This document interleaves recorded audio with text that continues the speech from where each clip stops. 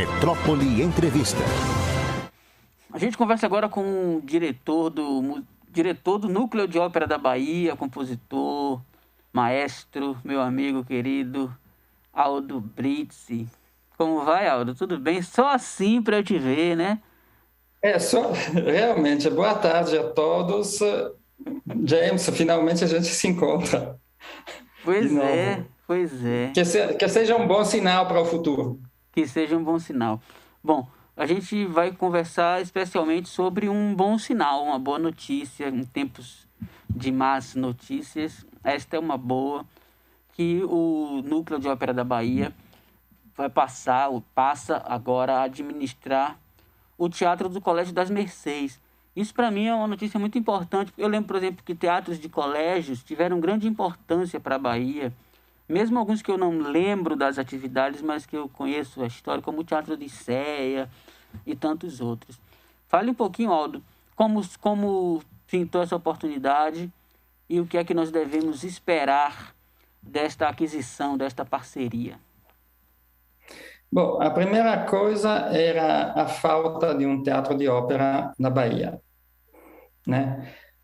Porque, como sabemos, o TCA é feito mais para o show business, é tudo cimento, não é para a voz lírica. Os teatros, os grandes teatros baianos já não existem, aquele que está na Praça Castro Alves, São Luís, já não existem há muito tempo. O Teatro do Colégio das Mercês é um teatro de madeira, com cadeira de madeira e 500 lugares. E é perfeito para a ópera lírica. E fomos lá nos meses passados para fazer uma gravação do Oratório de Santo Antônio, que vai sair esse mês, e descobrimos esse teatro, e logo foi um amor à primeira vista entre o Núcleo de Ópera da Bahia, o Colégio das Mercês, e com o teatro, o próprio teatro, que tem muitas possibilidades. E a filosofia de fazer um teatro laboratório, de entrar já com uma ópera em julho, que é a Flauta Mágica de Mozart, e depois de fazer várias programações durante os anos. E o Colégio da Mercês está muito feliz com isso, e é a primeira vez que cede o teatro a alguém que não faz parte do colégio, era só para uso interno. Agora, a partir do lançamento do Oratório de Santo Antônio, que vamos fazer no final de março, vai virar um dos teatros das cidades, que vai ser com a gestão do Núcleo de Ópera da Bahia, mas já temos uma importante parceria, já desde o primeiro momento. A Flauta Mágica vai ser feita em parceria com o Laboratório de Ópera da UFBA, dirigida por Flávia Albano. E então, essa união de forças vai dar uma forte novidade cultural num setor, aquele da ópera lírica, que sempre foi popular. A tradição de ser popular vem do Teatro de Monteverdi em Veneza, no começo do século XVII, quando a ópera foi tão popular que construíram em Veneza, em 5 anos, 40 teatros para fazer óperas, que nem cinemas na época de Hollywood. E foi desenvolvendo, foi um ato político muito forte no tempo de Verdi, de Wagner, até as óperas, as novidades, as óperas novas. E a gente pretende, o próximo ano, já fazer óperas novas, retomar música do nosso repertório, que é do Núcleo de Ópera, e fazer uma nova ópera que é Gelin, que eu fiz em parceria com Bruno Masi, que colaborou com o libretto, que foi feita em Itália, e que vamos fazer em janeiro, fevereiro do próximo ano, no Teatro das Mercês. E o Colégio da Mercês vai ter uma possibilidade que todos os alunos dos colégios tenham acesso aos últimos ensaios e ao ensaio geral de todas as nossas óperas. Olha só que maravilha, essa é uma excelente parceria. Falando nesse boom da ópera no mundo, na Itália especialmente, você ali nas Mercês tem uma rua que passa perto, que se chama a Rua Carlos Gomes.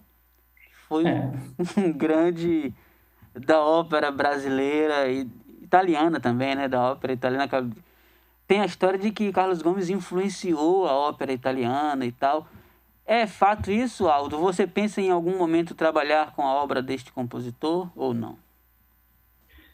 Olha, o Carlos Gomes foi muito importante e viveu também na Itália e estreou uma ópera dele, o Salvador Rosa, no Teatro La Scala, que é o teatro mais importante do mundo para a ópera lírica. Então, essa é uma troca. Ele aprendeu muito e deu muito à ópera no estilo italiano, que é também um estilo brasileiro, um estilo latino. E essa é uma boa ideia, por que não retomar óperas de Carlos Gomes com o núcleo de ópera, mas também retomar, por exemplo, Tremonisha de Scott Joplin, que é a primeira ópera negra, porque o núcleo de ópera da Bahia tem uma especialização, um rumo sobre as óperas de raiz afro-americana. E essa é uma coisa tão rara que fomos visados realmente como novidades na Europa. E Tremonisha, que foi produzida com grande esforço, porque nunca tivemos o apoio do governo real para fazer as nossas óperas, até pagamos pauta no TCA para fazer Tremonisha. E essa produção de ópera baiana foi a primeira produção de ópera na história da Bahia a ser transportada em outro continente. Fizemos em Lisboa. Fomos lá com toda a companhia, com o cenário e figurino de Alberto Pita, a mostrar o que a Bahia tem também. E acabamos de chegar do Teatro da Paz, em Belém, onde, no festival de ópera mais antigo do Brasil, tem 21 anos, no teatro, um dos teatros mais lindos do continente sul-americano, fomos apresentar a Ópera dos Terreiros, aquela ópera que eu fiz com Jorge Portugal, e que sobre uma história, uma história tipo Romeu e Julieta, entre quilombos e campos de trabalho em 1800 na Bahia. Uma história muito forte e muito atual, e que foi um sucesso enorme em Belém.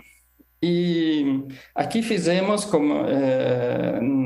na concha acústica, para a concha negra, mas sem as possibilidades que precisa uma ópera. Mudança de cenário, luzes de uma certa forma, movimento de máquinas. Foi feito para mostrar mais a música que o cenário, aqui na concha acústica. Lá em Belém, mostramos a ópera completa. E agora estamos falando com outra cidade do Brasil para mostrar essa ópera produzida pelo Núcleo de Ópera da Bahia, no Brasil, e em 23, se o mundo vai continuar lindo, estaremos na Europa apresentando na Itália, na França, por enquanto, talvez em Portugal, a Ópera dos Terreiros. Que beleza! Aldo, você falou nessa dificuldade de conseguir apoio e imagino que não deve ser pequena a dificuldade. Eu queria saber, e acho que nossos ouvintes também querem saber, como surgiu o Núcleo de Ópera da Bahia? De onde veio esse ímpeto seu de encarar uma tarefa assim difícil num lugar cada vez mais voltado ao entretenimento mais superficial? Olha, foi uma ideia de Graça Reis, com o empreendedor cultural, um empreendedor aqui da Bahia, que se chama Reis também, e que um dia que eu não estava na Bahia, começou a falar dessa possibilidade com o André Reis de fazer alguma coisa ligada a uma ópera popular, mas que possa haver alguma coisa com Bahia. Eu voltei, adorei a ideia e logo falei o nome mágico, Tremonisha. Tremonisha é uma ópera de Scott Joplin. Scott Joplin era o rei do ragtime. Nasceu de uma família escravizada, tocava piano, virou o pianista mais famoso da época, final de 1800, primeira década de 1900. E virou famoso para ter desenvolvido o gênero do ragtime. e foi chamado o rei do ragtime. Algumas músicas são muito famosas porque estavam naquele filme Golpe de Mestre, são todas dele. Ele foi o compositor que primeiro na história, um negro, vendeu de Maple Leaf Rag em 1899 1 milhão de cópias de partitura da música de piano. Então, apesar de chegar de uma família com muita dificuldade social e econômica, ele ficou sem problema de dinheiro e decidiu de fazer uma ópera. Era o grande sonho dele. O editor dele ganhava muito dinheiro com ele, mas não quis saber de um negro que escreve uma ópera. Deixa essas coisas, que essa é coisa burguesa. E esse é um grande equívoco sobre a ópera, porque a ópera foi sempre muito popular. Quando os austríacos invadiram a Itália, o maior veículo de informação, de comunicação e de força eram as óperas de Verdi, que falavam de povos suprimidos na Scala de Milão, de povos em exílios, e todo mundo até hoje se identifica com essa razão de liberdade e de valores democráticos. Até que Verdi virou um acrônimo que escrevia em todos os muros em torno do Teatro da Scala de Milão, Viva Verdi, e Verdi queria dizer Vittorio Emanuele, rei da Itália, num lugar onde o imperador era austríaco. Isso para mostrar o valor popular da ópera. Verdi, quando escreveu Rigoletto, proibiu cantar a Donna Mobile, a área mais famosa do Rigoletto, até o ensaio geral, para evitar que todos os vendedores de churrasco na rua cantassem essa música antes do público ouvir na estreia na Scala. Então, o editor de Joplin pensava que a ópera era coisa de burgueses, não é verdade. É um gênero que é muito popular, pode ser muito erudito, mas ao mesmo tempo muito popular. Essa é a força da ópera. Como os grandes filmes, que podem passar mensagens eruditas, mas ser muito populares também. E o editor não quis saber, e ele pagou de seu próprio bolso toda a partitura, a edição de Trimonisha, tentou executar essa ópera, era 1909, não conseguiu. Ninguém acreditou que o negro podia escrever uma ópera. Ele morreu em 1918, com 48 anos, sofrendo muito esse fato que o seu sonho de fazer virar o ragtime alguma coisa ligada à música clássica, faliu, segundo ele. Em 1972, alguém retomou essa ópera em Atlanta. Montaram essa ópera e os críticos falaram que era uma sensação incrível, parecia a flauta mágica dos negros, porque o tema também é muito bonito, é de uma menina negra num vilarejo perdido do sul da Virgínia, em 1880, logo após a liberação dos negros, né, da escravidão. Era um vilarejo onde a família, para procurar trabalho, conseguiu trabalho em troca da educação da filha. Essa filha, Trimonisha, que foi achada embaixo do árvore sagrado, por acaso, era a única do vilarejo que sabia ler e escrever. E depois de muita coisa que acontece, meio mágica, meio forte, ela caça falsos bruxos, falsos pastores e tudo. Todos querem se vingar e puni-la. Depois os falsos bruxos são presos, todo mundo quer bater neles. E ela manda todo mundo a parar, dizendo que não é assim que o povo pode progredir. Não é fazendo o mal que a gente resolve o mal. E ela vira, naquela época, chefe da comunidade, 100 anos antes da tentativa de Hillary Clinton. O libretto desse pianista negro ganhou póstumo o prêmio Pulitzer, nada menos. E essa ópera ganhou o Grand Prix du Disque, que é o maior prêmio de música clássica do mundo, aquele que normalmente ganhava na época Karajan com a Nona Sinfonia de Beethoven. E quando eu retomei, eu quis fazer uma coisa. Joplin escreveu uma orquestração, não mandou escrever, pagou um orquestrador da época para escrever uma orquestração em 1909, que foi feita para 9 instrumentos. Era mais ou menos uma ambientação sonora tipo as bandas de New Orleans. Foi perdida. Quem fez o arranjo e a orquestração em 1972 era um grande do jazz que fez uma coisa meio estilo Broadway dos anos 50, alguma coisa que parecia um pouco mais fraca, assim, mas depois eu descobri que ele colocou a pata dele em tudo. Joplin, para dar mais força dramática à ópera, às vezes escrevia compasse de 5, grupo de 5 compasses, o grupo de 11, e na orquestração de 72 virou tudo de 8, tudo bonitinho, direitinho e tudo regular. Muitos acordes menores, um pouco dissonantes, viraram acordes maiores, mais tranquilos, né, para o ouvinte. Eu retomei o original de Joplin e fiz uma orquestração para 3 instrumentos, inspirado naquela instrumentação de 1909 perdida. E isso foi muito forte porque foi descoberta a verdadeira ópera de Joplin, que é muito forte.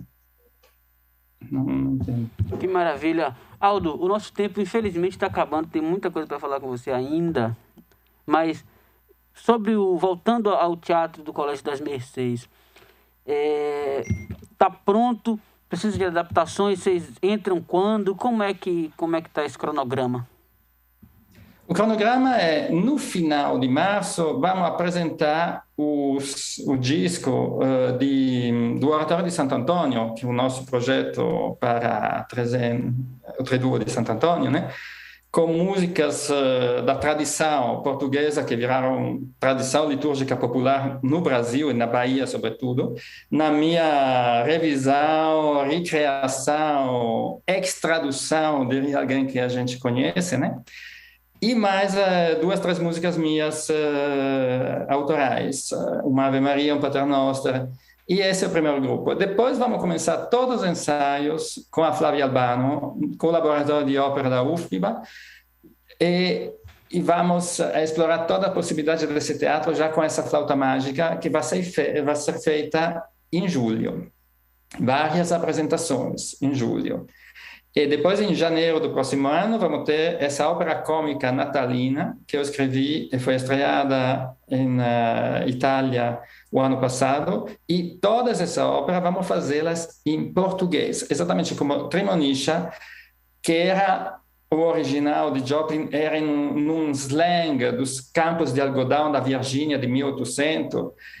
Eu, com a ajuda de Graça Reis, Flora Caruso, fizemos uma tradução em baianês arcaico dessa Trimonisha, que funciona muito bem.